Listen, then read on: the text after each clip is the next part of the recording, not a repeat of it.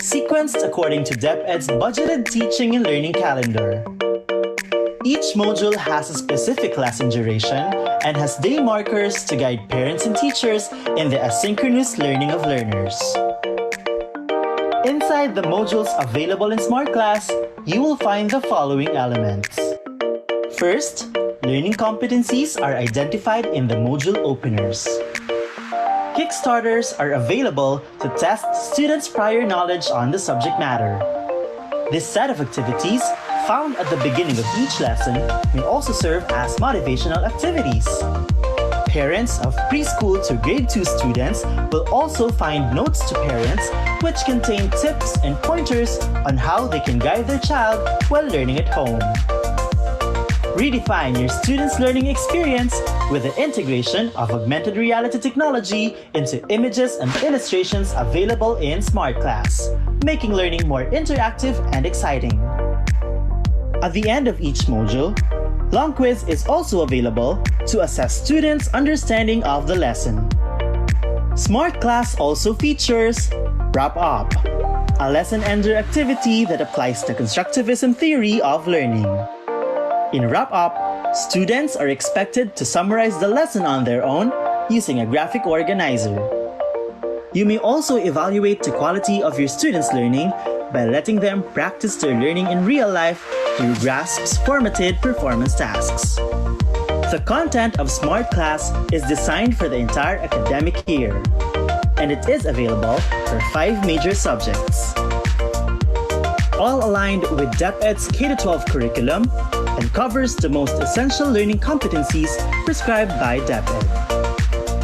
Secure your own copy of Smart Class before classes open. Contact marketing@vibalgroup.com to know more.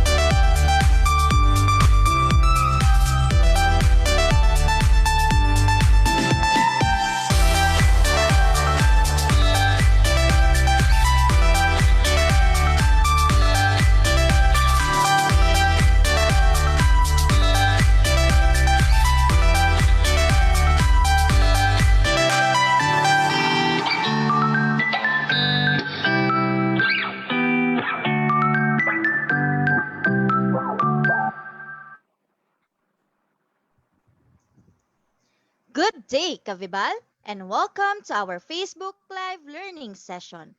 For the discussion today, the topic will be on Silid Aralan sa Tahanan, Enhancing Home Learning Spaces Through Strategic Practical Design.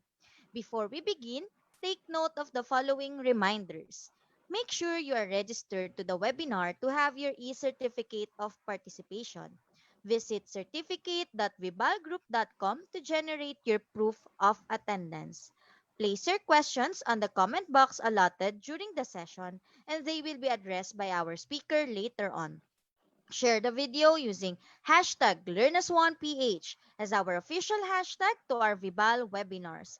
Experience learning, Kavibal.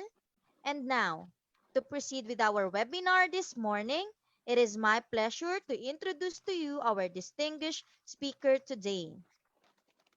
Juan has been immersed in the world of interior designing for 9 years. After graduating with a degree in interior design at the Polytechnic University of the Philippines in 2011, he worked as a junior designer at Grupo Santa Maria Interior Designers and shortly got promoted as material and design concept director. In 2013, he ranked 5th place in the interior designer licensure exam, started doing freelance work, and started working at Vero in 2017 with her partner designer. His passion extends to molding young minds and future designers, something he gets to do through teaching in PUP 2014 to 2015, Mapua University 2014 to 2019, and the La Salle College of St. Benilde 2016 up to present, and as a lecturer in Arc Studio Review Center in Cebu. Juan is the principal interior designer and owner of Vera Interiors and Construction Corporation, a Manila-based interior design and construction firm, and its services include interior design, styling, design consultancy, furniture and set design, and construction. Ladies and gentlemen, let us welcome John Dexter Juan Baring. Hello, good morning, everyone. Um, okay, first I would like to share my presentation. Thank you, Miss Julian and Miss Michelle. First, I would like to acknowledge the presence of our viewers today.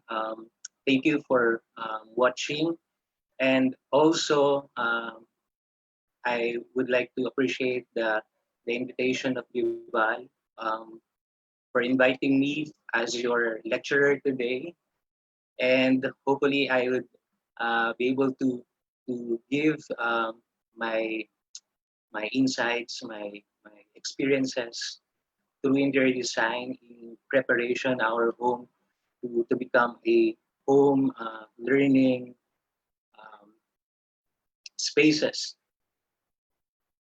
Okay. All right, shall we start?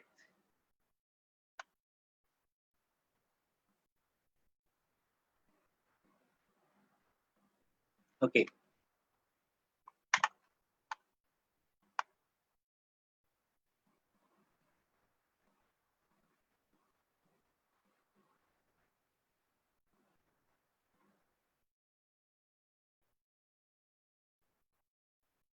Okay, for our today's topic, um, we will be tackling the title of our presentation is Silid Aralan sa Tahanan. We will be tackling the enhancement of our home learning spaces through strategic practical design. So this is about interior designing in relation to learning home learning spaces. And before that, I would also like to introduce again myself. A quick introduction. Again, you can call me Juan. I'm an interior designer and an interior design instructor. So you can follow me on Facebook and Instagram. Okay, so let's dig in. So our today's objective. So here's what you'll find in this today's session. First, you will be identifying the current home space limitation, problems, and other affecting factors in creating up our home into learning-friendly spaces. Um, we will be learning the current limitations or the problems um, of some households or uh, households in the Philippines in terms of facing this new normal home learning setup and the relation of uh, interior or the importance of interior design in preparing our home in an effectively manner for the learning development of our students or our children. And thirdly, um, application of this strategic and practical interior design in developing a conducive learning space inside our home. So hopefully we will be able um, open or learn about home learning, making our spaces in our home effectively efficient through the help of interior design. But Excuse before me, that, sir. yeah. Hindi pa po nakashare yung screen. Thank you po. Ay, sorry. Okay. Pero Jill, naririnig naman ako, no? Yes po, sir. You can be heard clearly po. Thank you po.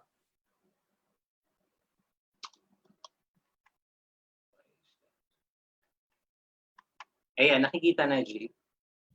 Hindi pa rin po. Bakit kaya?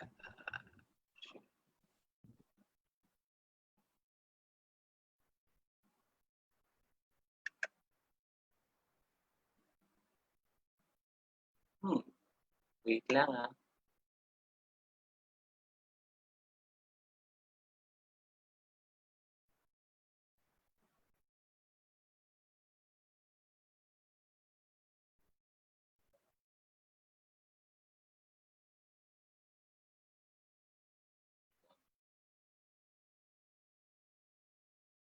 Okay.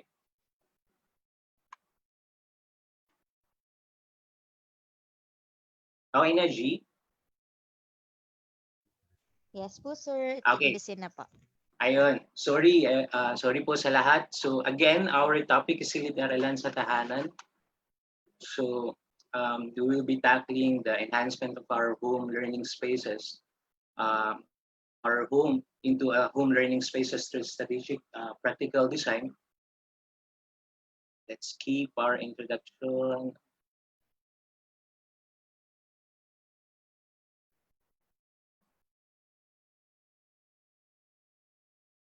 Okay. Again, here's the objectives for today's session. First, identifying the current home spaces limitations, problems, and other affecting factors in creating up our home into learning-friendly space. Second, understanding the importance of interior design in preparing our home effectively for learning development of our students and our children. And thirdly, applying strategic and practical interior design in developing a conducive learning space inside our home. But before that, I would go through with this. I talked to some of my friends who's also teaching, and I asked them what are the main problems that we are facing now in terms of home learning or a distance learning setup. Currently, we are now in a almost close to 110 million population based on the United Nations data.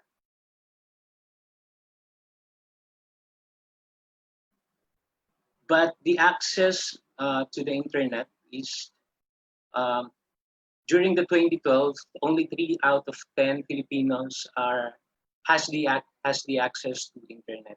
But now in 2020, it's over 73 million people or Filipino has already has the access to the internet already, and that's already it's almost 80% of the Philippine population.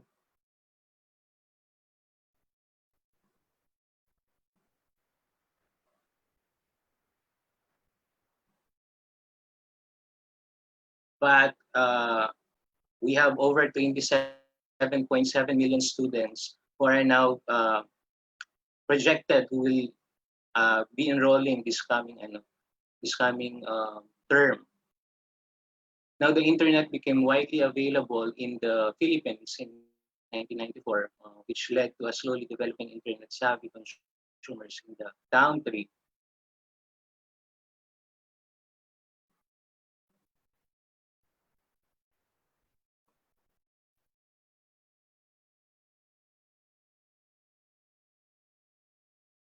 Why are we tackling this? Because it has significance to the topic due to the Sorry.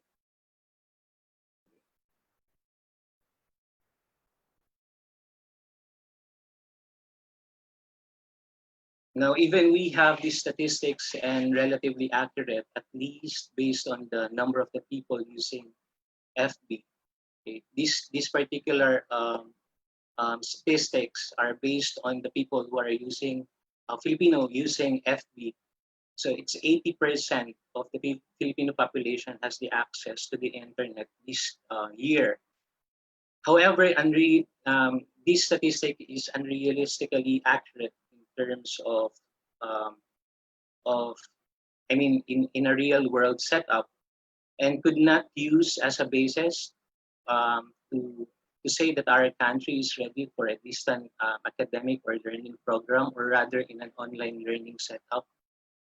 I found out that the most of students in the public schools face this kind of ordeal in terms of internet access, not to add here the capability to acquire good and reliable gadgets. So hindi naman po lahat nagkakaroon ng pagkakataon na makapag-acquire ng magandang gadget. Although they have this access to the internet, but they only use cell phone.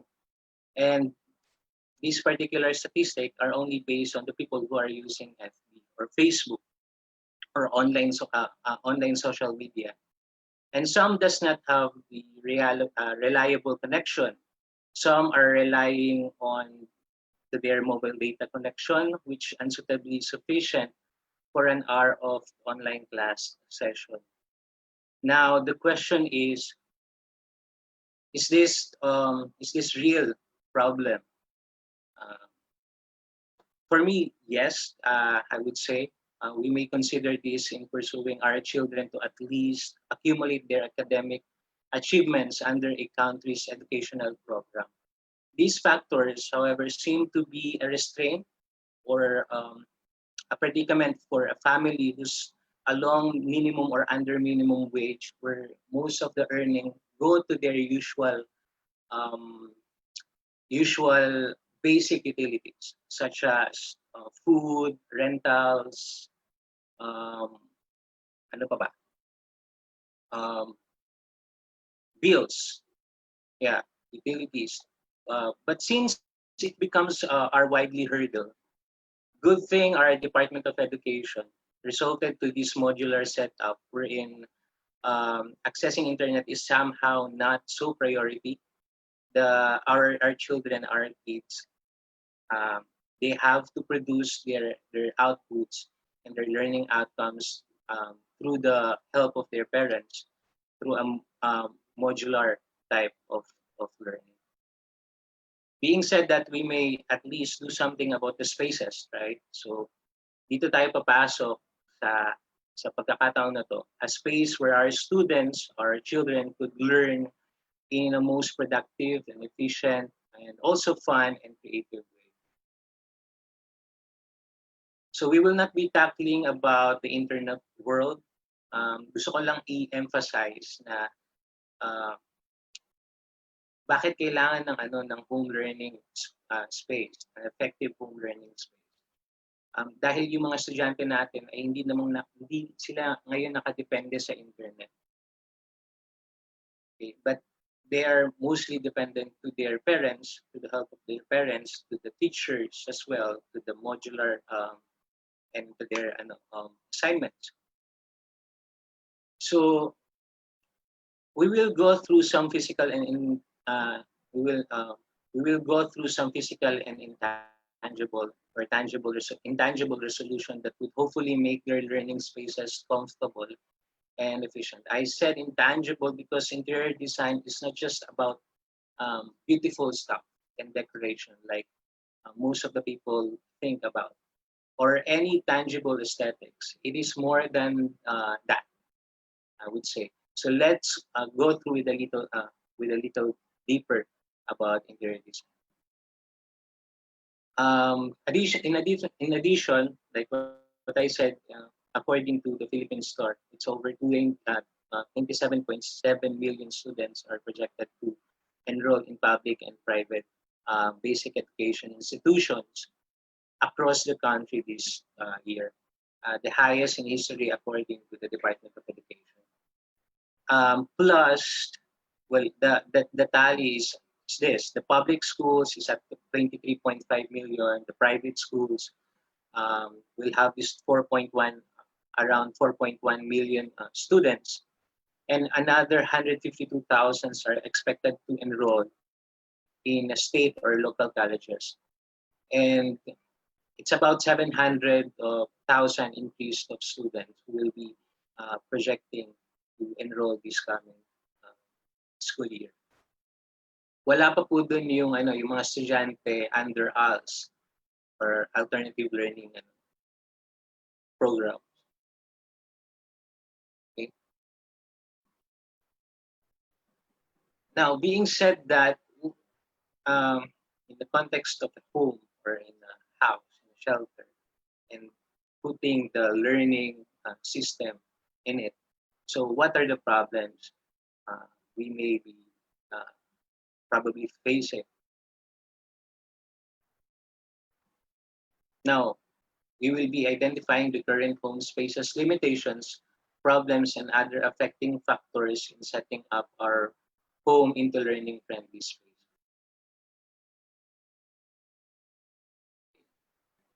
So first,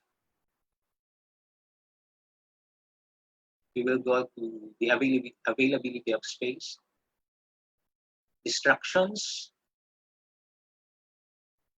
improper lighting and ventilation, and familiarity with anthropometrics and ergonometrics. So I just listed four main problems that we may be facing in terms of preparing our home into a home learning space. Now let's go to the availability of the space. Now, according to Wikipedia, space is a continuous area or expanse which is free, available, or unoccupied. The dimension of height, depth, and width within which all things exist and move.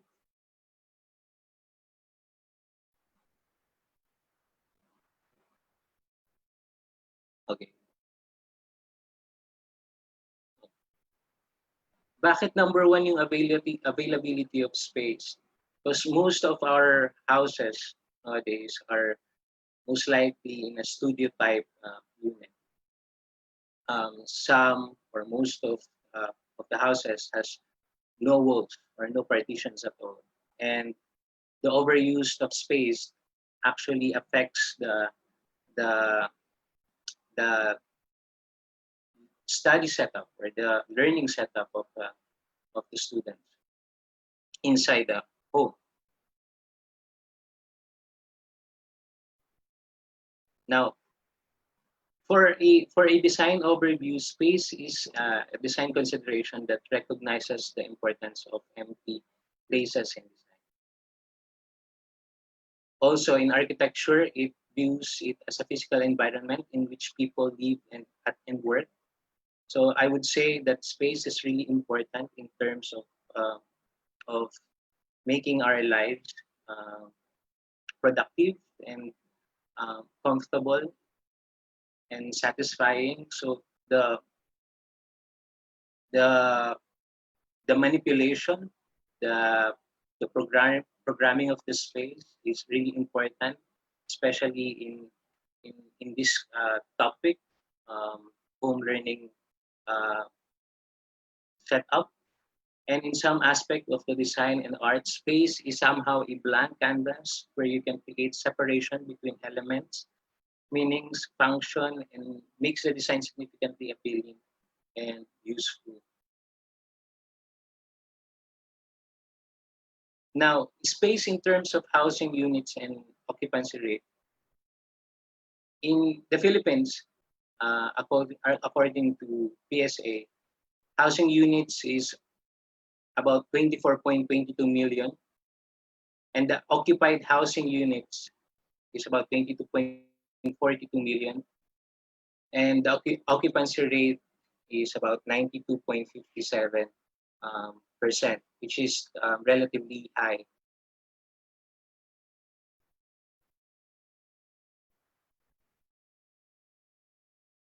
Now, the ratio for a household to occupy the housing unit is 102 households in every 100 occupied housing units. But we have the top three region with the highest occupied housing units. Region 4A has 3.30 million occupied housing units. In NCR, we are the second, which has it has 2.97 million housing units occupied. And Region 3, there are may at least 251 million, 2.51 million. And in terms of occupancy rate, the top three is Region 4, it has 94.66%. Region 6 has 94.31, and Region 7 has 94.22. Now, 80% of the housing units are single attached. Okay? Meaning, may bahay na nakatayo na nag-iisa at 80% of it are the occupancy housing units, 80% of it are single attached. Now, 11% of it is multi-unit residential, yung mga condominium, tenement. 7% is the duplex type, and 0.2% are the other type housing units. Is this relevant to our topic? I believe yes, because these figures also shows that the fact that the growth of space users are increasing and the number of housing units are relatively insufficient. Now, lot allotment per unit is also decreasing, and as an alternative resolution in the increase of vertical housing unit, resolution is the increasing of vertical housing units. So kaya marami tayong tinatayong mga condominium. And due to this, spaces are becoming smaller in terms of area dimension, and not mentioning the prices, which we are all aware that it's increasing every year. That's why most of the spaces are struggling to provide these house functions. Masyado na tayong limitado in terms of the function of the houses dahil nga sa sobrang liit na ng mga dimension ng mga bahay ngayon.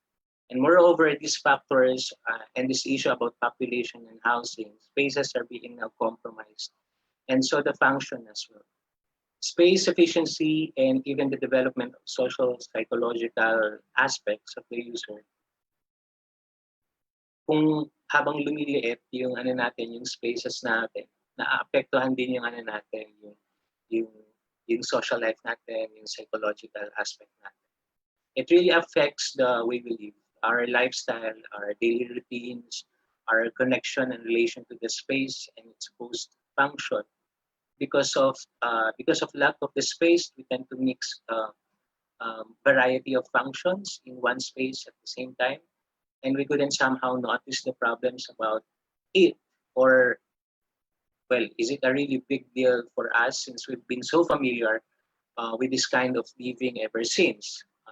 We're all familiar that our ancestors ought to live in a bahay kubo, where everything is inside that small boxy house. Siguro dahilan yun, or isa yun sa mga reason why we are become more adaptive in terms of our surroundings. Now, it resulted also for us to become more adaptive in our surrounding, in the physical setup of our environment in a way, and we can easily cope up to how environment works. But come on, we're no longer in a pre-colonial era where everything is adjusting in the current setup, especially to these very situations we are in, and we have to face the fact that it's no longer efficient for us and or useful in a sense of to neglect the importance of the space and the space itself. And proper programming and acknowledging the user's needs inside a shelter is our top priority. For us, interior designer, architecture, or other design bodies, we really put the user needs or the user on top of everything. So really give priority to the needs of our client, and also in relation to the space available. Although spaces nowadays are becoming smaller now, the science of interior design, architecture, has been developing solutions to make our life perfectly orchestrated in our spaces, and to make our lives more efficient, effective, and comfortable. Um, Interior design is about giving the meeting the needs of the client.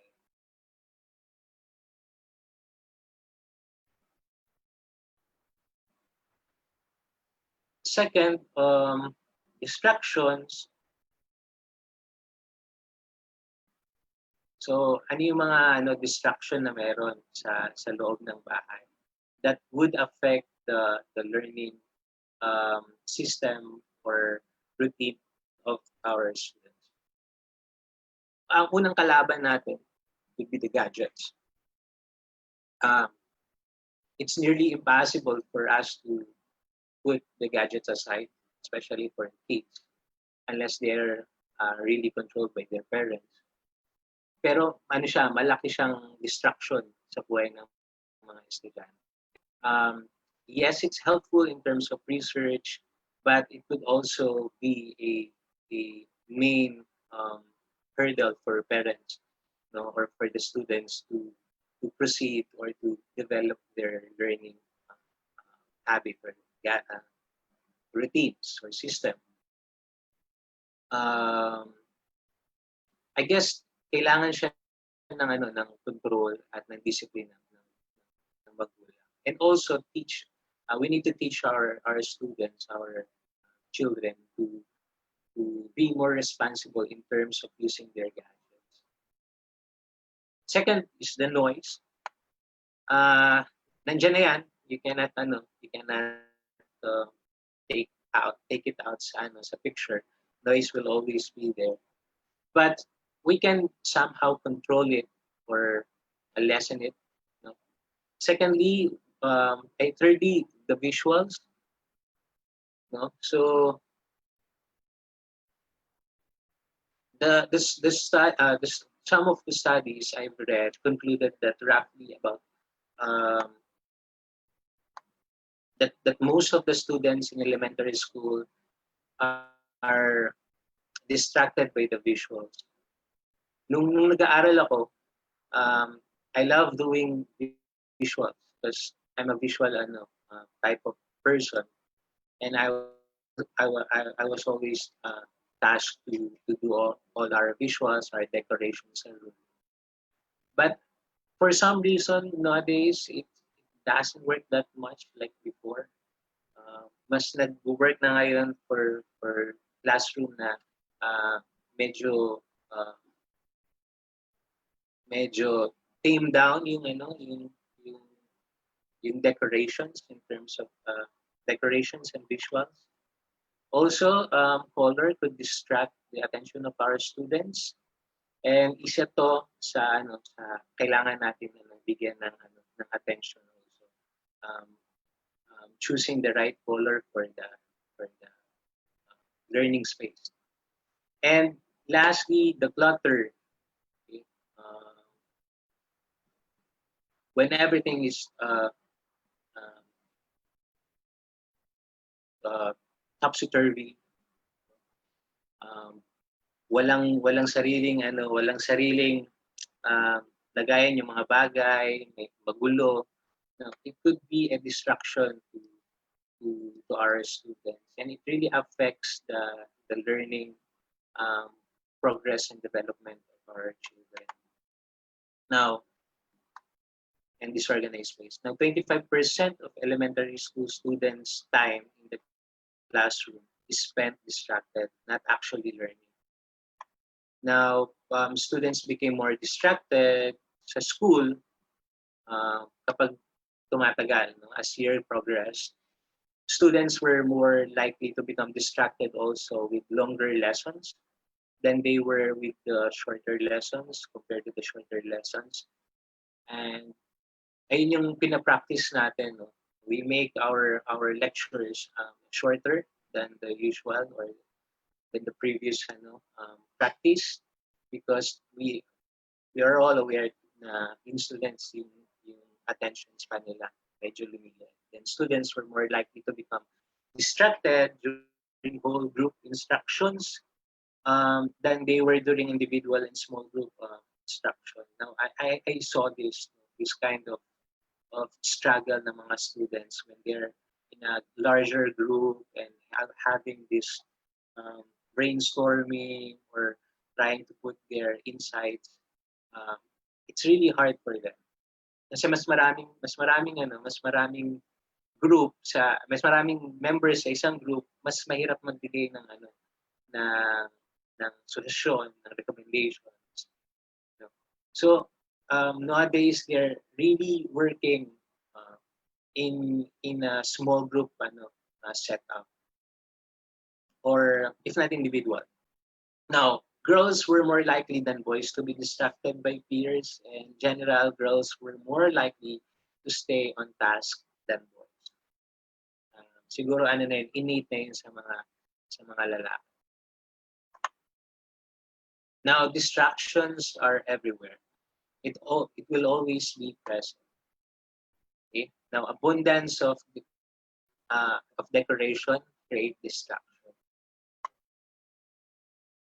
Isa sa mga dahilan bakit distracted yung mga students natin, maybe because they see the whole program or the whole setup very uninteresting.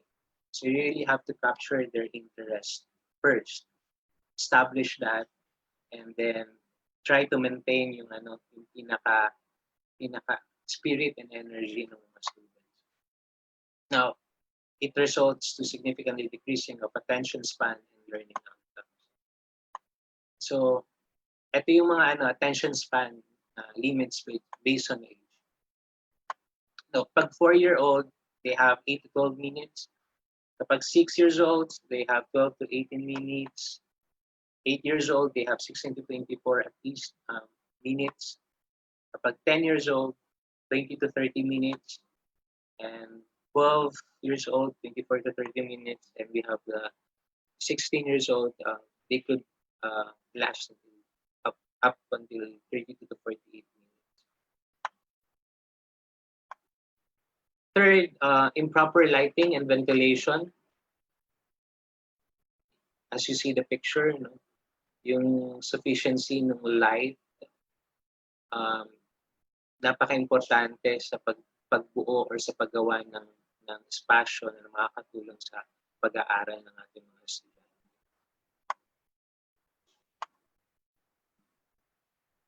Now, what are the things under improper lighting? It maybe because it's enclosed area.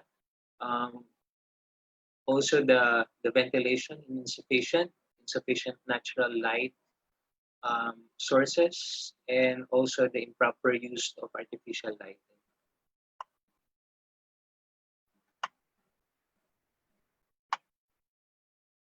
Now, about 85 to 90% of information are gathered through the sense of sight. Improper lighting affects the level of productivity, and improper use of lighting elevates the eye fatigue and headache. And insufficient amount of natural light promotes negative impact to our health, as we all know. And insufficient lighting affects learning and children's cognitive development. And too much exposure to blue light can damage our eyes. Okay. Now, the most common benefit of natural light is its positive impact to our health. Now, it regulates our sleep-awake cycle and put different hormonal functions. It regulates our hormone properly in place, and it also increases that level of hormone which is called serotonin, which are responsible for our sense of appetite, memory, and energy, and sleepiness. Importante po yun. Now, how does light affects our learning or impact our learning rather?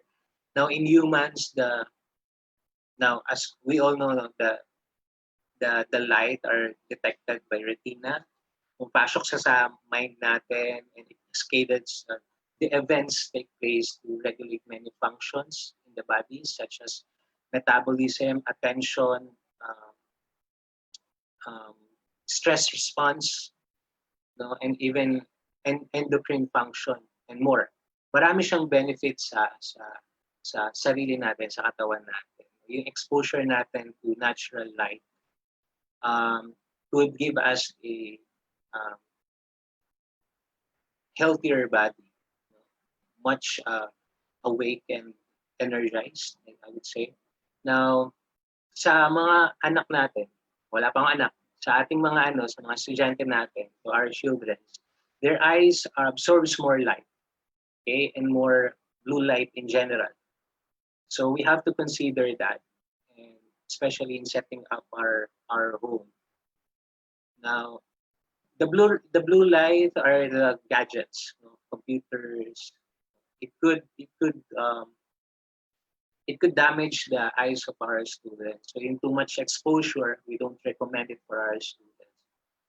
And this is because their pupils are generally larger than ours, adults, which means more light could go in to their eyes, and the child eyes are not really that fully developed until their teenage. Now, therefore, children are more at risk of having the sleep-wake cycle, no? Kaya yung mga bata madali silang ma-disturb kapag natutulog because of their of their physical attribute in terms of eye or eye attributes. Next, unfamiliarity with anthropometrics and ergonomics. We usually use this term, especially for designers, architect, industrial designer. But I believe this is really important in setting up our home in effective home learning spaces. Under this, we have the unclear context and purpose. This is so important, yung context and purpose. Marami sa atin, even we're familiar with our home, we still neglect to give importance dun sa purpose ng mga spaces. Like, kunyari, bedroom, we tend to have this movie night, no? That dapat ang function ng bedroom natin is for sleeping. Now, disconnection of space and user. No, hindi tama yung sukat para dun sa user, and problematic space and programming and planning. No? Anthropometrics is the science of measuring the size of proportion of the human body. So this is the study of human measurement. No? This is really important in designing like furniture, designing our interior, and other machines. Although anthropometric data varies considerably between regional populations. Sa bawat parte ng mundo, somehow nag-iiba yung anthropometric. For example, in Scandinavian population, they tend to be more taller than Asian and Italian populations. So, iba yung sukat ng nila, ng katawan nila. Now, ergonomics naman is a branch of ecology concerned with human factors in the design and operation of machines and physical environments. But the word ergonomics comes from two Greek words, which is ergo, meaning work, and nomos, meaning law. Now, this scientific study of human in relation to their working environment, and the application of science to improve working conditions. So it's really important. May naririnig tayo paminsan ng mga ergonomic ergonomically uh, designed na upuan. Diba?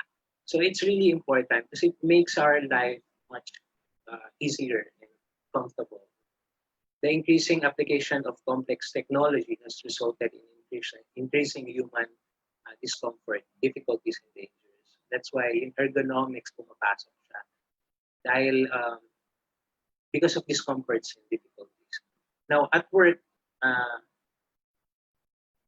at school or at home, when products don't fit the users correctly, now it could result to discomfort and loss in productivity and potential injury from muscular stress. Ganun din sa sa pagpe-prepare natin ng bahay natin, ng home natin para sa mga students, sa ating mga anak. We have to consider yung ergonomics, yung anthropometrics, we have to observe the current feature ng user and their relation to the space. In this way, we could provide them a very effective or efficient space.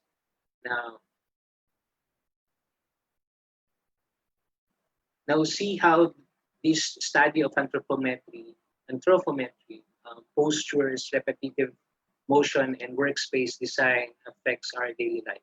And most especially, it used to a more critical and proper ergonomic design. Yun yung sinasabi ko. If we know the anthropometry or anthropometrics or the measurement ng user, body measurement ng user, we could provide a good design. Unfortunately, we often neglect this part. Perhaps good and more ergonomically designed stuff or product expresses higher market value compared to economically mass-produced products. Now, in terms of choosing our furniture for our students, like study table, we have to consider yung ergonomics.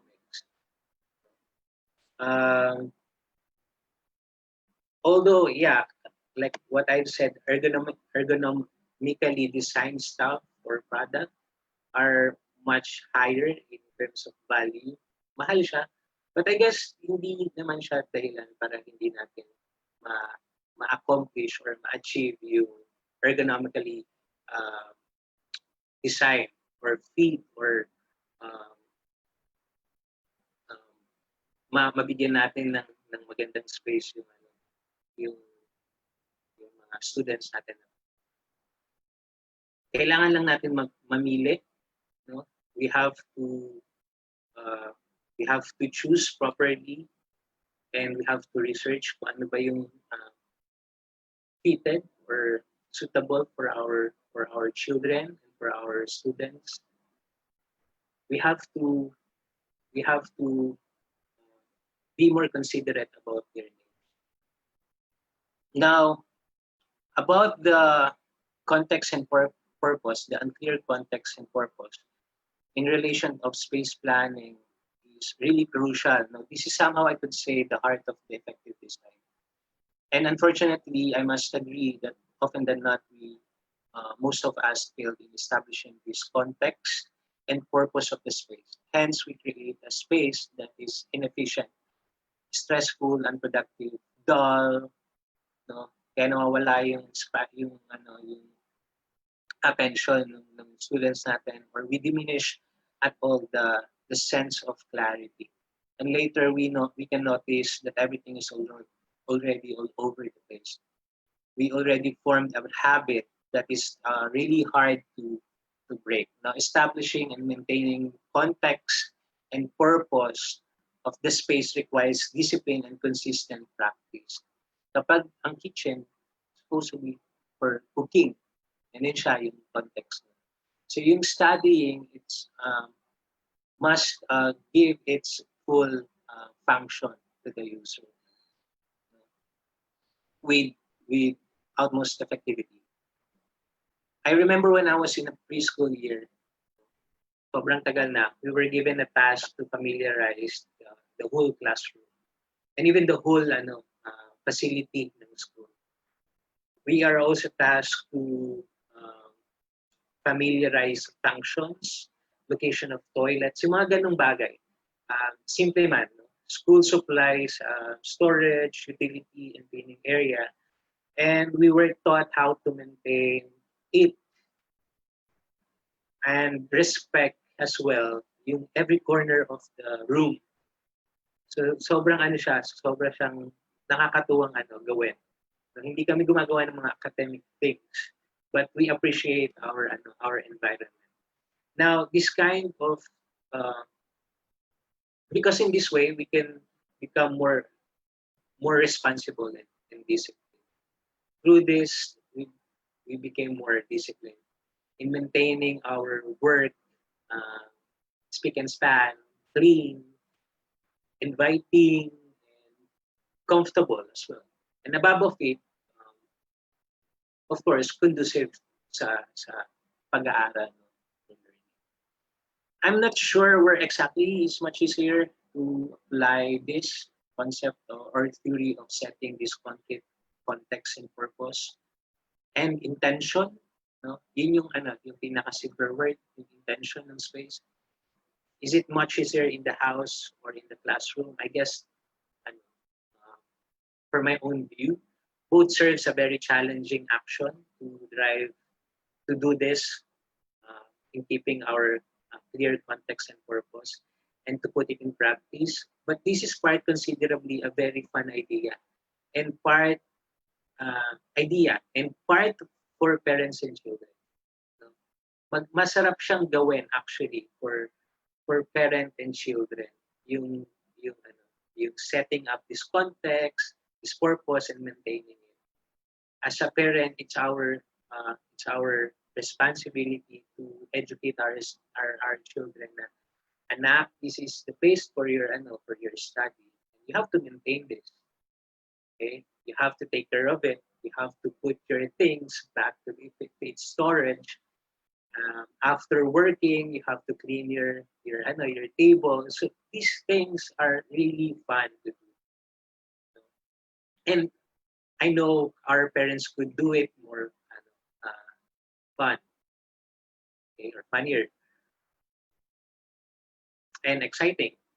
So I would say that the chunk of this work belongs to the parents, most especially sa panahon ngayon, no, in educating the children about the importance in respecting our space or the space and its function. Which lead me to this. Yung disconnection ng space and user, yung ergonometric is basically the relation.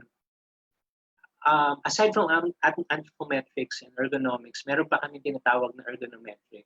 I'm being so technical right now, pero I hope this would help you. So yung ergonometric is basically relation of the space to the user and vice versa.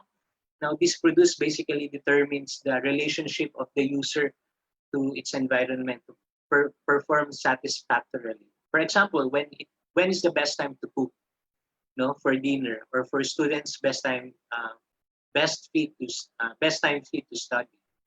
Now we can call it work measurement. Now this is important in making space productive and progressive learning spot, especially sa setup ng mga bahay natin na open space planning siya, in a studio type setup na sa isang box nandun lahat ng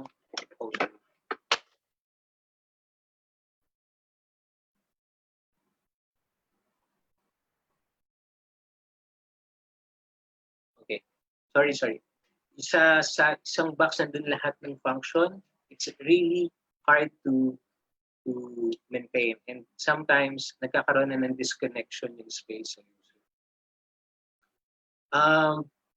The importance of in making the space productive and progressive spot in their design uplifts the comfort of the user through proper design strategy. There should have at least the location for every specific function, time for every specific task or function. So that is ergonometrics. And if we are confined in a small space, like multifunctionality could be also a solution. Okay. For example, the proportion of users' height to the vertical location of overhead cabinets in the kitchen. No, too high would not fit in a smaller user. Some goes with the countertop. So we really have to make a design perfectly fitted for the user. As simply as this, outlet location for which is placed too low for a senior citizen, na nagkakaroon ng disconnection yung space dun sa user. No? This space and user connection is essential in building or composing effective space programming and planning. In this particular topic, observing the users, most especially our children, would help us provide a better space planning. Their learning behavior or study habit would somehow essential in plotting a user-centered space design. Okay? So, technically, ang trabaho natin bilang parents or teachers, we have to observe our students, how they uh, do inside their home. I mean, how they work inside their home. No? Saan yung best spot nila, anong oras sila nag-aaral, okay? Or do we have to modify it, or we have to teach them and guide them to somehow make their habit more effective? No, it's really up to the parents. Malaking bagay siya. Now, let's go to interior design. It will answer our objective, which is understanding the importance of interior design in preparing our home for distance learning program. After sa design practice namin, it's really crucial and important to establish the problem before we go to the solution. Since we have the problems na, punta naman tayo sa solution. Now, definition of interior design. What is interior design? Hindi lang siya decoration. This is an art or practice of planning and supervising design, execution of architectural interiors, and furnishing of the space. Now, interior design is also an art and science. Science of enhancing the interior of a building to achieve a healthier, more aesthetically pleasing environment for the people using the space. Decoration is simply making space aesthetically beautiful or pleasing. It could be an eye candy, visually pleasurable. However, designing goes beyond this. You can always create new decoration and you can only satisfy the eyes. But you cannot give the full function of the space. Now, designing for me is calculation. Here. Designing for me is a calculation of every inch of a space in developing function and beauty at the same time. Optimizing the use of space in all possible way to provide satisfaction. First, the fulfillment of human satisfaction, comfort, in the sense of fulfillment. This is a soul uplifting journey, not only for the designer, but most especially for the users. Effective design product is an ending loop of human satisfaction. Design is progressive, relatively progressive and developing at the same time. And it will never become useless. It will always satisfy the needs of the user. It will always satisfy us. Now, let's go to the solution. Now, understanding the importance of interior design in preparing our home effectively for learning development, applying strategic and practical interior design in developing a conducive learning space inside our home. Now, first, sa bahay, we have to find the perfect spot. Okay, nandito na tayo sa solution. What is the ideal location for studying? Ang sagot ko dyan, you have to let your children choose their place. Merong tinatawag na metacognition or self-aware students do better. So it is defined as awareness and understanding of one's own processes. No, the idea is more of psychological approach, wherein we are encouraging the students to consciously choose their study area where they can create a study habit. No, I read this research from Vanderbilt University in Nashville, Tennessee. They conducted this specific study, and they found out that those who were effective in choosing their study habit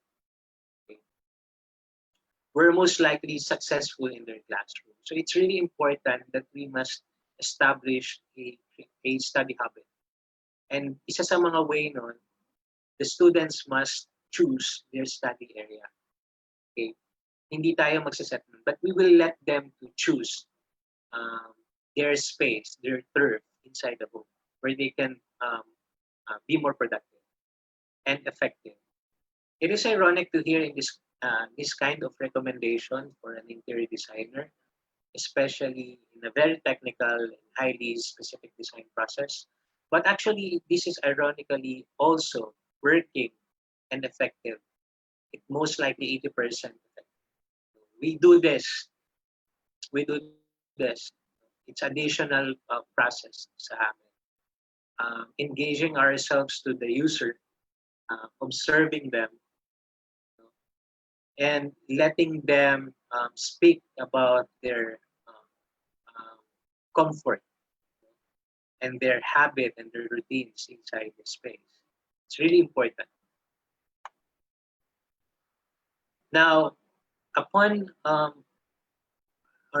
letting our children choose their place, we must also value the comfort, security, and accessible. So it's a negotiable thing, part between parent and children. If you find that the space neglects security or compromise security and accessibility, you could talk to your children, to the students, na you have to find another space. So this is somehow a negotiable part. Now, number two, after that, upon choosing their space, you have to also look for the good source of light.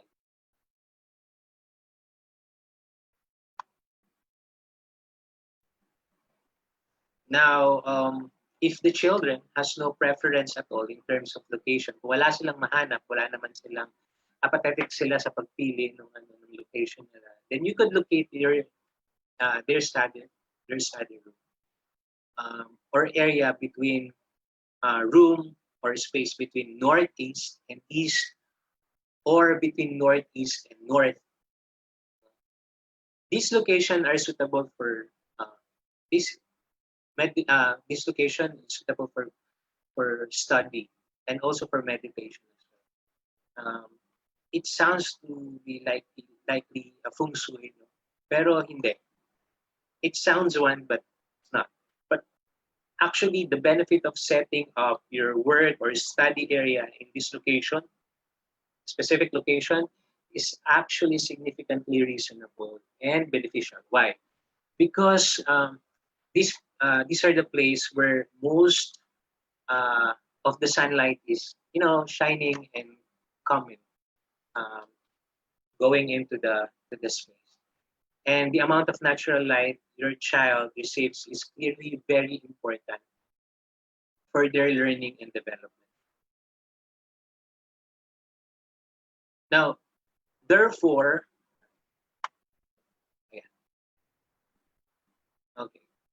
Therefore, as you wake up in natural light, it's a great resource for your body to get into action. Pag maganda yung natural light, yung source of natural light natin, it makes our body more active. Now, for some, this is a struggle to get. If they have this struggle to get out of bed, you should open the blinds, diba? Sa mga movie, nakikita natin yung tao natutulog and then someone open their light just to give them energy. No?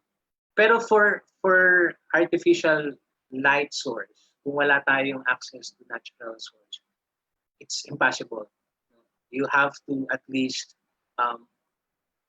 put 10,000 lumen or lux at 25 centimeter industry standard.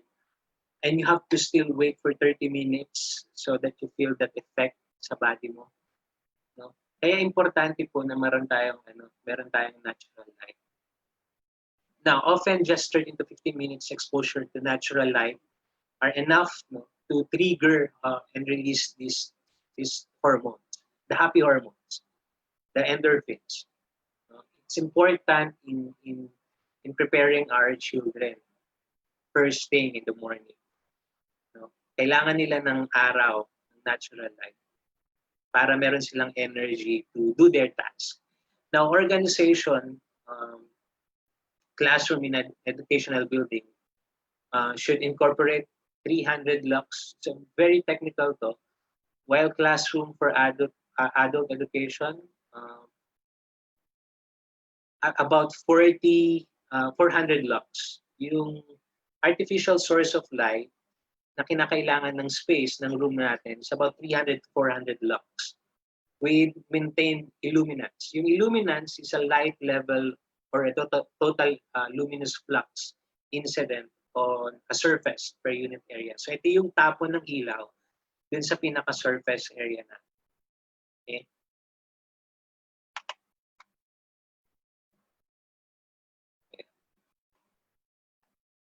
Kapag wala kayong source of natural lighting, don't you worry. Meron naman mga solution. Putting an artificial light would give somehow same effect with the natural lighting. And as we all know, yung natural daylight, hindi naman siya always available. So, kailangan pa rin natin siya suportahan ng artificial light. Now, locate your lamp just right. Do not place it directly above the user's head. So, hindi siya nilalagay dun sa pinaka-puluhan ng nag-aaral sa table niya. No? Place it at least 1 to 2 feet away, left or right, from the chair, and place it 2 feet away from the wall. So, kailangan niyo siyang ilayo sa wall at least 2 feet away para magkaroon ng wash effect. Yan, for example, this photo sa monitor natin, as you see, suppose that this is a study area. This one, ambient downlight only, is not that effective kasi yung ilaw niya, yung location ng ilaw niya nasa likod ng user. Okay? So yung tapon ng ilaw, hindi na siya na pupunta dun sa pinaka area of or working area, okay? Or task area. Okay. Instead of this, you could place your lamp or your light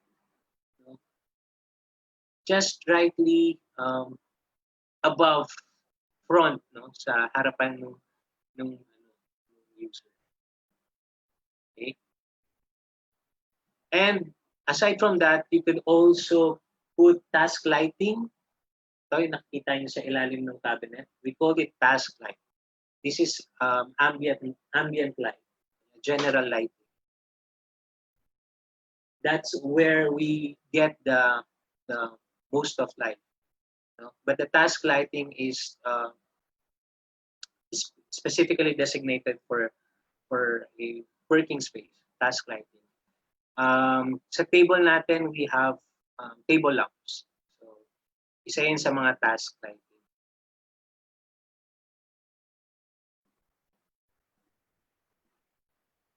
Now, in this reason, you could encourage the children to create good, yung importance ng light, ng source of light, uh, could encourage our students to have a good time schedule. To somehow they will learn how to maximize the morning time, uh, and also set their schedule for everything, not just for academic learning and development. I'm saying na we have to utilize the natural light, especially sa umaga. So I would suggest and recommend yung students natin, the best time for them to study is morning. Para at least matatapos nila before lunch and they could do other things. And then makakapagpahinga sila ng mas maaga. Now, we are building this kind of, of system and routine and habit. And it helps sa cognitive learning nila, sa development ng mind nila. Now, remember, learning has many facets and other household activities and chores could be also a source of learning as well. So, hindi lang natin ifo-focus yung students or yung children natin sa academic learning, but marami pang sets of learning sa loob ng bahay nila na pwede nilang gawin, like arts, the household chores. These are all learning experiences. Now, let's go to the types of light and color temperature. Importante ito. No? This is really important. May tatlo tayong klase ng color temperature. First, the warm white, the cool white, and the daylight. Choosing the right temperature could affect the learning progress and development of our students, and even their productivity and activity. Personalized lighting option can help create more inclusive work environments. For studying, we recommend designers. We recommend the cool white and the daylight. Meron kasi siyang epekto sa user. Okay? Yung warm white, okay, it helps in expressing creativity and emotions, and it gives mood and relaxing ambience. As we all familiar with the mood light ng mga cafe, no? Somehow it calms us, no? It gives us this relaxing ambience, and also it gives us this excitement to create something. Diba kapag nagsusulat ka in a yellow light, somehow it's effective. But personally, I encounter this sa pagdodrawing or sa pag-create ng design. I tend to go din sa warm white, no? Sa creation part. No? And second, we have the cool white. It improves visual acuity, preferably used as task lighting for study and reading, computer room, and also kitchen. It's sufficient for us to see the visuals, no, under cool white. In cool white, it has this blue undertone, no, cooler tone compared to warm white and daylight. Somehow it has this blue light, no, pero hindi naman siya nakaka-affect sa mata ng ating students. No? And thirdly, we have the daylight. So it mimics the natural light. Kung wala tayong source of daylight, we could use daylight lamps. It also improves our well-being and good for light to heavy work tasks and activities. Now, produces a higher learning efficiency as well and productivity as well. So kung may ginagawa tayong mga activity, may pinapagawa tayong activity for our students, we recommend they should use daylight if there's no access to natural lighting, natural daylight. So there is a sufficient evidence now to show that well-being in the workplace can be hugely improved by providing lighting, especially that mimics natural daylight. By bringing more natural light in the large windows, by providing suitable levels of illumination or visual acuity, and by providing personalized lighting, can be adjusted as per individual biodynamics as well as the test. So nag-iiba-iba pa rin siya. Depende sa preference ng students kung saan sila uh, mas effective. But I suggest, kailangan available yung ganitong klase ng mga ilaw. Warm white, daylight, white. Note, please note, meron kaming tinatawag na glare, and it is common lighting problem. We don't want this inside our home or even to our learning or study area.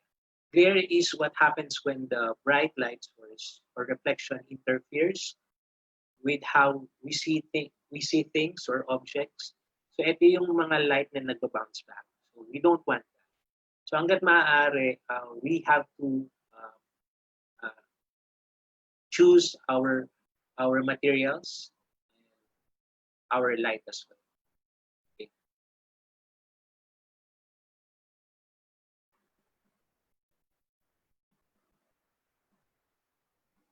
Number 3, okay.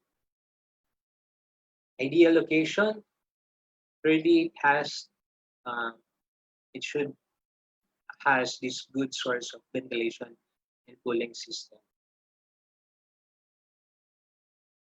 As you see dun sa sa photo, this is a sectional elevation of a building. In the blue arrows, the wave arrows, okay, ito yung mga yung takbo ng hangin sa loob ng bahay. We call it the passive air cooling. It's really important na meron tayong access sa passive air cooling. Passive air cooling is a processes or a technique in designing a building wherein it dissipates the heat and modulates the higher temperature without using energy, without using artificial air cooling, ACU na tinatawag. In these techniques, opening like windows are being utilized to accommodate air inside the space or inside the house and let it pass through to another opening. So yun yung pinaka idea ng passive air cooling. So importante, while our students are doing their task or studying, dapat meron silang access to a good ventilation or cooling system. It helps to give more oxygen to their brain and regulates their body to be more active. Now, artificial cooling like system, like ACU or air conditioning unit, must maintain its temperature in a minimum to average state kung wala tayong access to windows, at gumagamit lang tayo ng fan or ng ACU, we have to maintain the minimum to average state or yung cool. No, a lower and a higher temperature could ruin our children's focus and create an uncomfortable and irritable sensation during their work time or study hour. Okay? Ayan. So another photo. So nakikita niyo yung blue part, that's the correct home design. Yung sa baba, pagpasok ng hangin, wala na siyang lalabasan. Okay? Now the air becomes more hotter. So kailangan yung air may pinagdadaluyan siya paloob at may pinaglalabasan siya. Okay. Okay. So another one. So ito po yan. Now inside airspeed, nagre-reduce siya up to 35%.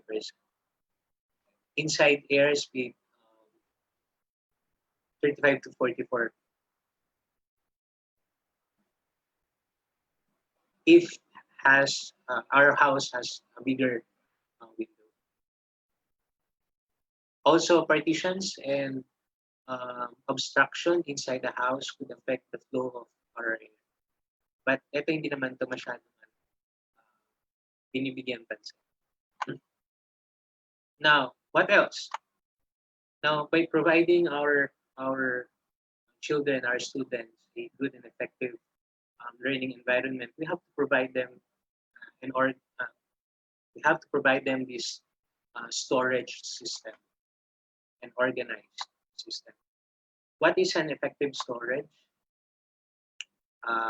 One, storage must be reachable. Napaka-importante na yung pinaglalagay ng gamit nila ay kaya nilang abutin. Don't make the lives of our students very inconvenient in terms of getting their stuff, because it could also lead to distractions. Always place storage or an organizer for necessary and most frequent use materials and tools. Hanggat maaari, nasa tabi siya ng table. Okay? Or nasa table siya. Now, other materials and supplies should be placed on the upper part of the shelves. So yung mga bagay na hindi natin ginagamit, we can place it above sa mga hindi na nila kayang abutin or we seldomly use. Or in the farthest section of the storage unit or cabinet, pinakalikod ng cabinet. It's a typical tip. Second, segregation. I don't know kung lahat kayo ginagawa to, but this is really important. I saw my sister doing this. And I find it efficient, no, in terms of getting your stuff easily kapag meron kang segregation system. Para siyang nag-segregate ng basura. Nabubulok sa hindi nabubulok. Ganon din yung idea. Always segregate according to its use or function. Lahat ng mga pencils, pens, dapat magkakasama sila. Papers, dapat magkakasama. Lahat ng klase ng mga papel. Okay? And other materials. Like, kunyari, ito sa nakikita nyo sa photo, may yarns. So, lahat sila magkakasama. Okay? And you could also segregate according to its color. It's much easier for our students to recognize where to get their stuff kapag merong may color designation. And also the sizes. So yung mga malalaki, you can place it somewhere under the storage or dun sa pinakamataas, no? Kasi hindi natin sila madalas ginagamit. Also, it will help our students or our study area be more functional, effectively functional, if we will label our things accordingly. So labeling helps to access the storage easily. You can make it exciting, no, doing this.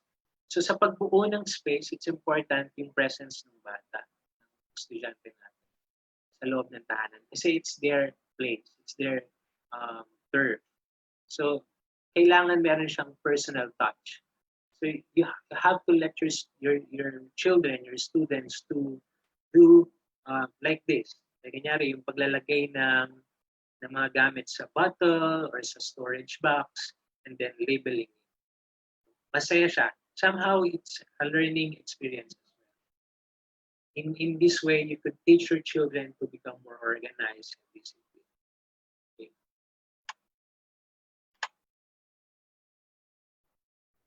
Okay.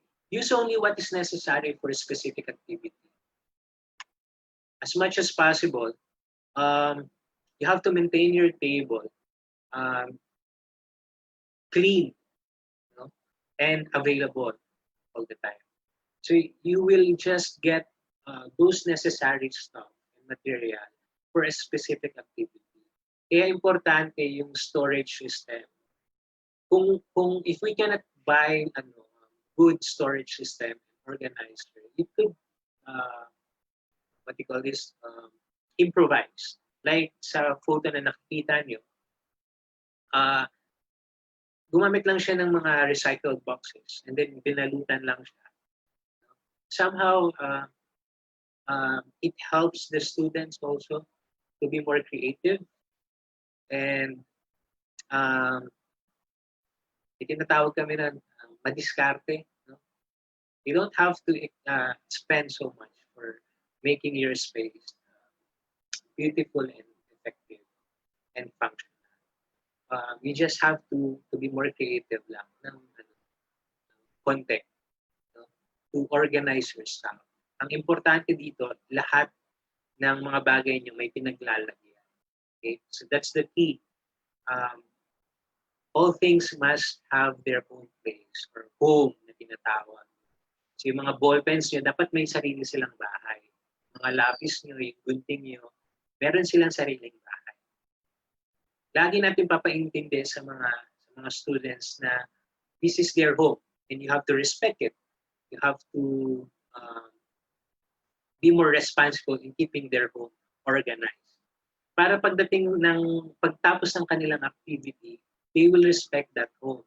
They will bring back yung material or yung tool na ginamit nila dun sa kanilang designated box, which is yung pinakalimang yung number 5 natin, which is acquire and return. Student must consciously remember the designated location of every school materials and tools and practice returning it from its home once they are finished using. Napaka-importante. Importante niya. Through this, we can avoid that clutter and disorganized space. So do not put so much stuff on your table. And, instead, provide home for every stuff na meron kayo. Okay? Next, okay. In minimizing distractions, first, you have to choose your appropriate color. Okay. Color have an influence on our mood and emotions. That is a very well-known thing for every one of us. It affects us. The colors affects us. So I was wondering if I could, use these colors to improve the study habit or the learning development of our student. So what's the best color for study? Surprisingly, ang effective na colors, according to the recent studies, colors that can improve study performance. It could it could increase alertness of the students or neutral activity, arousal. Colors like red and orange. The red, somehow the effect of it is more radical. No? It gives the student this energy. And orange as well. As we all know, na-associate yung red sa emergency buttons and alarms. And fast food. Anything give us this excitement. Ganun din yung orange. This color is associated with physical comfort. Food, it boosts the appetite, the warmth, the security, the passion.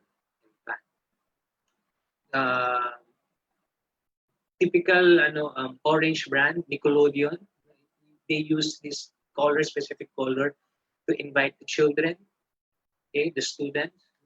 Yellow is also a color that represents creativity, optimism, confidence, and emotional strength. What are the famous brands like Post-it or Nikon or whatever, McDonald's? So green is naturally associated with harmony, balance, refreshment. Blue is intelligence, communication. And somehow, as a designer, these are all good colors. You can use it inside your home, but in a moderate way.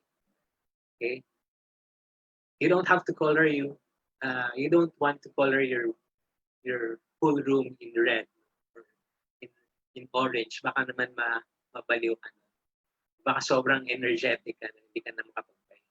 You just have to tone it down, or you just have to find a specific wall or space where you could put these colors. It doesn't have to you don't have to color everything red or yellow or orange. Hindi siya yung application niya. for us designers, I don't know if if other designers would agree. I would tend to go to neutral colors pa rin. Majority inside space. You could go to a shade of white, black, and brown, or taupe. White is a discipline color. It's a clarity, a style comes to mind. By sitting at a white desk. I remember when I was studying in college, doing my thesis, one of my friends told me about the color psychology.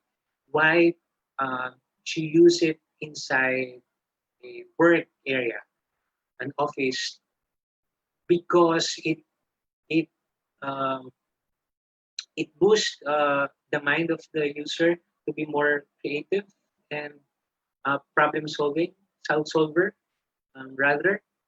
No, it gives clarity.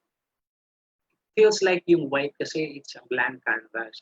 So it ignites your creativity more or your problem solving uh, uh, ability. Especially writing on a white purpose is just too bright. Although, yeah, it's too bright and exhausting for most of the time. Pero sa vinyl, we find it helpful for us since we are in a creative space or institution. Yung walls namin doon lahat almost white. Okay? And also black is described as an open-minded, introspective color. Black promotes concentration as well. Even ang connotation ng black medyo most of the people think that it's an advancing color, but it's not. It's actually ano siya, nagre-recede siya. So because black is under the cool tone ng mga ng color theory and psychology, nasa cool tone siya. When you write in a black table, you feel more concentrated. Ang ano lang, ang disadvantage lang ng black, medyo madumi. Okay. Now brown is very comforting color, na grounding. It's a feel good color. You can never go wrong with color brown. It gives warmth to the space. Kina-cancel niya yung pagiging cold ng space kapag puro puti. That's the importance of color. And color harmony, color study would definitely help our space to be more conducive and effective.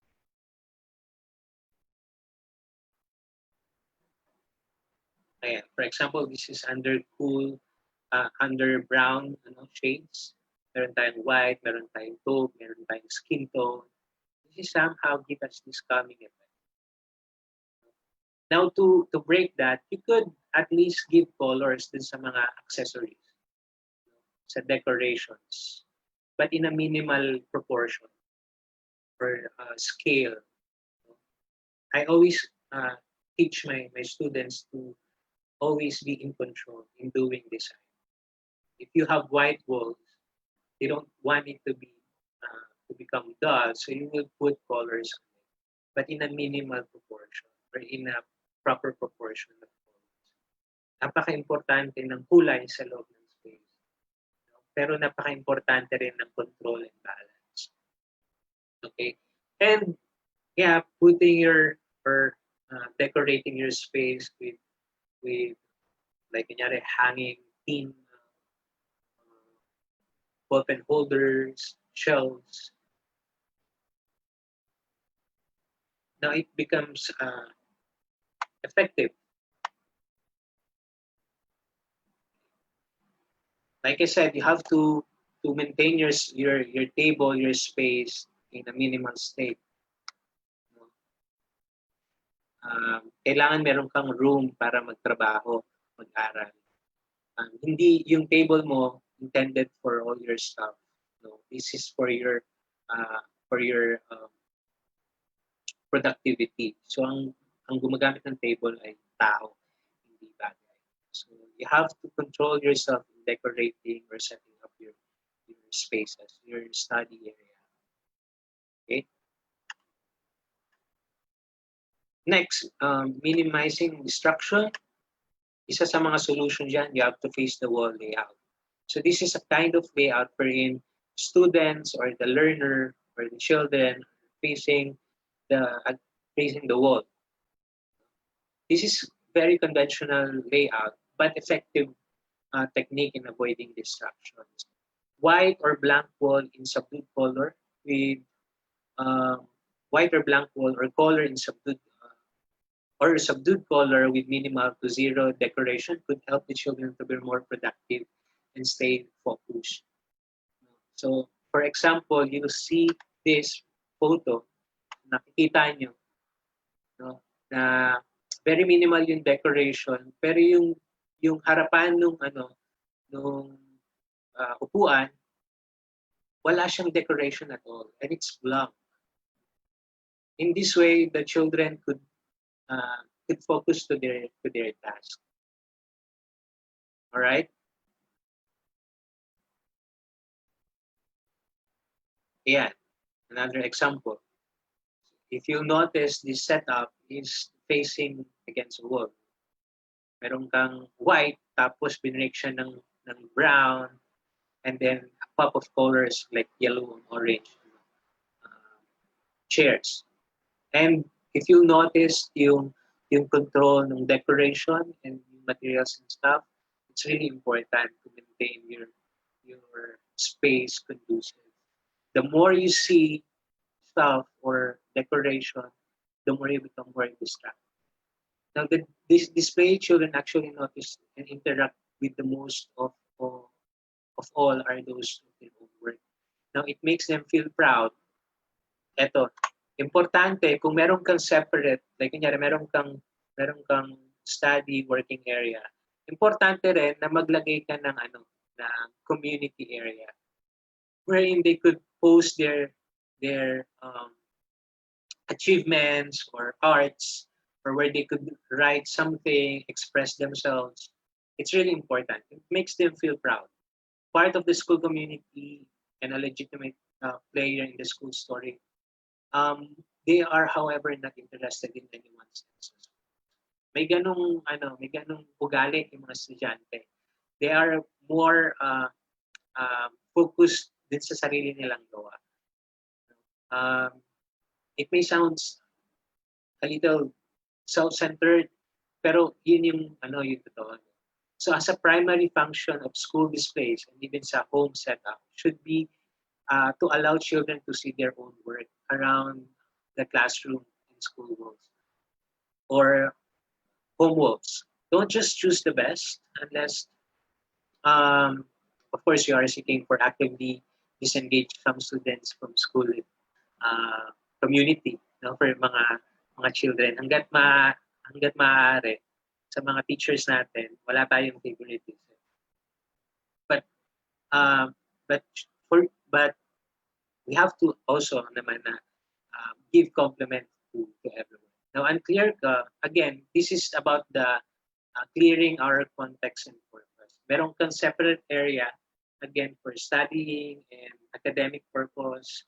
And then meron kang creative part.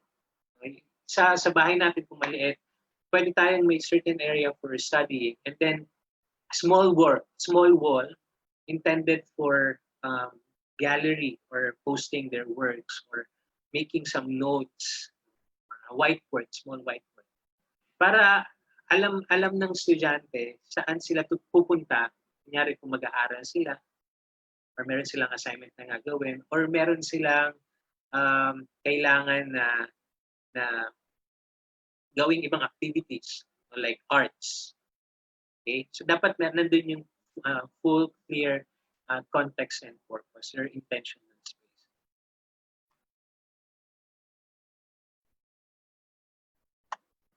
Yeah.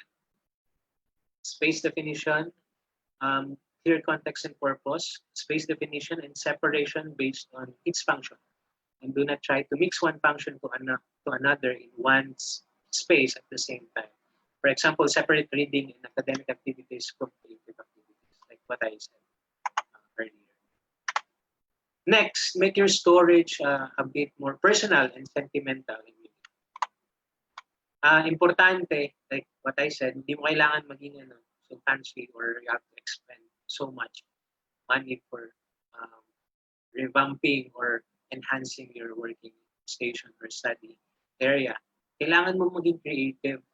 And I recommend that the involvement of the children will always present. Dahil sa kanila to. Okay? And at the same time, it figures their creativity. Okay? Yeah. Creativity and flexibility. So do not limit yourself in making your space conducive for learning.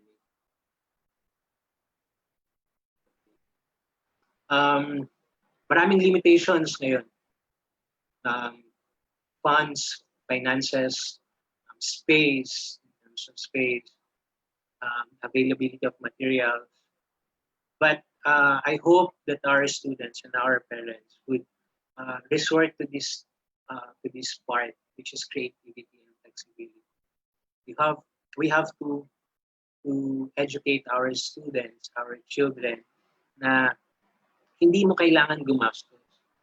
No? You can make beautiful things out of recycled materials. No? You can make your home beautiful and functional at the same time. Effective. No? Through the use of through repurposing. No? Through boxes, tin cans like this sa photo, ginawa niyan pencil holder. So kailangan natin turuan yung mga students natin and anak natin. It's fun to build out of our creativity and resourcefulness. Napakahalaga nun. Napakahalaga. So you don't have to spend so much. You don't have to spend so much. Itong mga tips and mga learnings na or mga information na binigay ko sa inyo, it's just optimizing or utilizing the availability of your materials and your resources around you. Like kanyari yung air, yung sunlight, yung mga yung relation ng user to its space, yung creativity and flexibility in yung pagiging resourceful or repurposing. Hindi siya kailangan ng malaking funds. We just have to understand that it's already the effectiveness, the efficacy ng study area, ng home learning space, no, ay achievable kahit wala kang resources na like money. You can make your space effective, and you can make your students' learning productivity effective and to the highest outcomes. So yeah, that's the importance of interior design. It's not about buying things and stuff and making your learning space beautiful, but actually understanding your surroundings, the elements that's available around you, and utilizing it for you to be able to provide that space, effective space. That's interior design. No? And do not forget that to make it enjoyable sa part ng mga students. Fun is really important. Yun yung pinaka mag-anchor din sa desire ng students to learn. Kapag masaya sila, they will continue learning. Kapag hindi na sila masaya at uninteresting na yung mga ginagawa nila, they stop. No? ang tendency na burn out sila ng mabilis, ng maaga. So we don't want that. So as much as possible, we have to make the space, the experiences fun and interesting. I remember when I was a kid, wala akong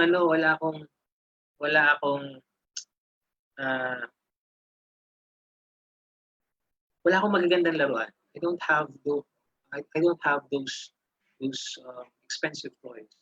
Wala akong video games or game console whatsoever. I only have mga bagay na meron yung lolo ko. Kunyari, for the carpentry, mga pako, yung mga yung orange na flexible na ginagamit sa electrical, tapos yung mga excess na kahoy, cans, I use them to fulfill my childhood pleasure.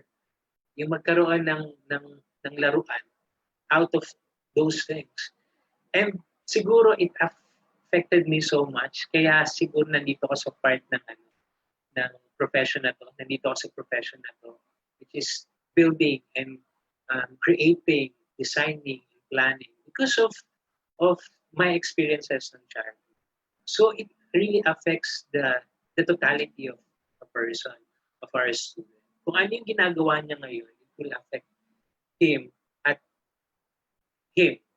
or her sa kanyang future.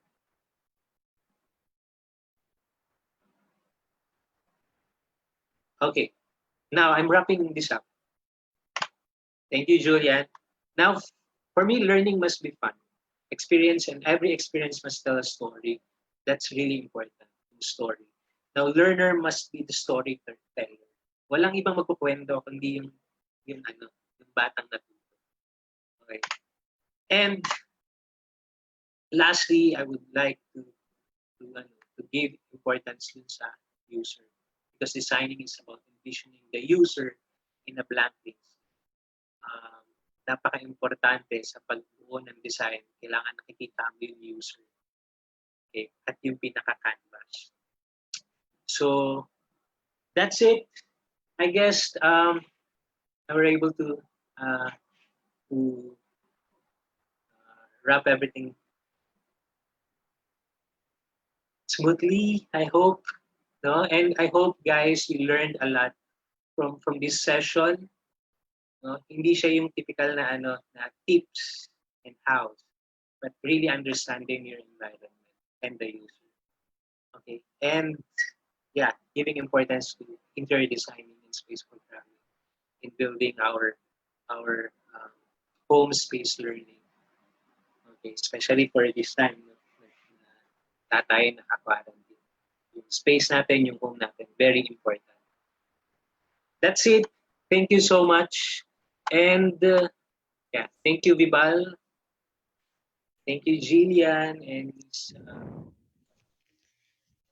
There we have it. In behalf of Vibal Group Incorporated, I would like to thank our speaker for today for this very eye-opening and insightful learning session. It is an honor to have you with us today, sir. And to all our Kavibal viewers, all thank you so thanks much. for your continuous patronage to our daily learning session. Muli, maraming salamat at magandang araw sa ating lahat. Thank you. God bless.